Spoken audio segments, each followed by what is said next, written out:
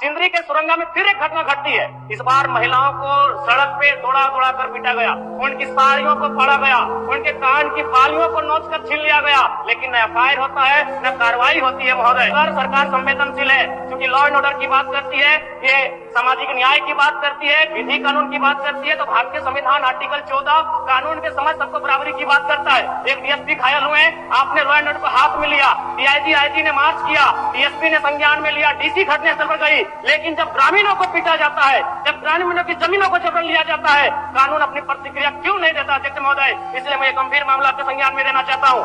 महोदय, बात है कि जिसके पास भूमि नहीं है, सरकार उसे भूमि आवंटित करेगी, लेकिन यहाँ दुर्भाग्य इस राज्य का कि जिनकी भूमि है, सदियों से, हजारों वर्षों से भूमि पर वो जोत खोल करते हैं, और आज लगता है कि ब्रिटानिया हुकूमत बरकरार है, ईस्ट इंडिया कंपनी का शासन इस राज्य में बरकरार है।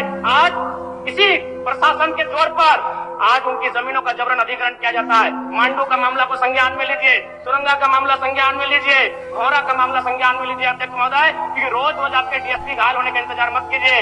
विधि के समक्ष अगर सब बराबर है तो रेतों को भी जान जाती है, रेतों को भी चोट लगता है। इस मामले को संज्ञान में लेंगे महोदय।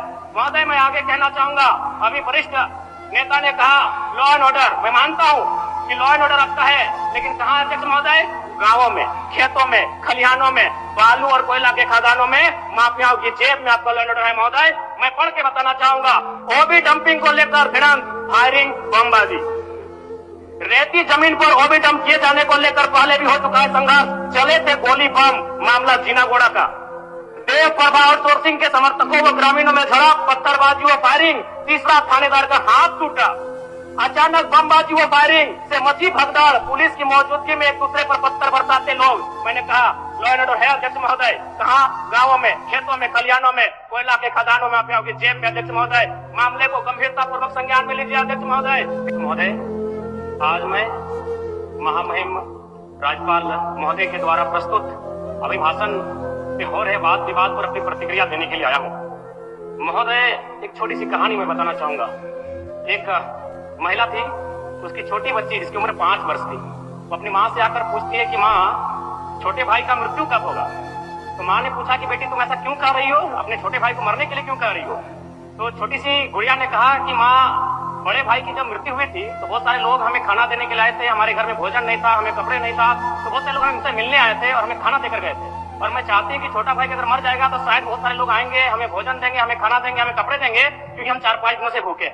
महोदय, आज यही भाव पूर्वांचल के हर एक रैयतों के घर में है कि जब भी हमारी जमीनों का अधिग्रहण होगा, जब कोई कंपनी हमारी जमीन का अधिग्रहण माइंस के लिए करेगी, और जब माफियाओं के द्वारा उन पर लाठीचार्ज होगा, उनके लठेज के माध्यम से उन पर हमला होगा, तो पूर्वांचल के रैयत चाहते हैं कि साथ साथ में 2-4 IAS IPS को भी चोट लगे। क्यों लगे?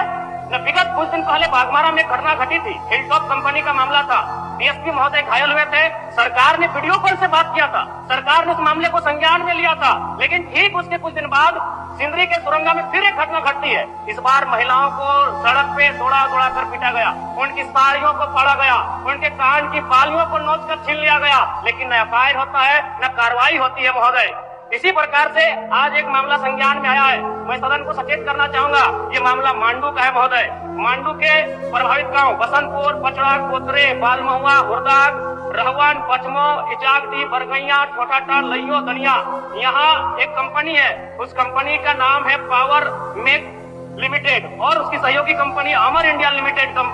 इनके माध्यम से खनन का कार्य होना है अध्यक्ष महोदय। विगत 2-3 दिनों से लगभग 500 की संख्या में महिलाएं धरने पर बैठी हैं। ये मामला मैं सरकार को आपके माध्यम से संज्ञान में देना चाहता हूँ। अगर सरकार संवेदनशील है, क्योंकि लॉ एंड ऑर्डर की बात करती है, ये सामाजिक न्याय की बात करती है, विधि कानून की बात करती है, तो भारतीय संविधान आर्टिकल 14 कानून के समझ सबको बराबरी की बात करता है। एक डीएसपी घायल हुए, आपने लॉ एंड ऑर्डर को हाथ में लिया, डीआईजी आईजी ने मार्च किया, डीएसपी ने संज्ञान में लिया, डीसी घटनास्थल पर गई, लेकिन जब ग्रामीणों को पीटा जाता है, जब ग्रामीणों की जमीनों को जबरन लिया जाता है, कानून अपनी प्रतिक्रिया क्यों नहीं देता अध्यक्ष महोदय? इसलिए मैं गंभीर मामला आपके संज्ञान में देना चाहता हूं।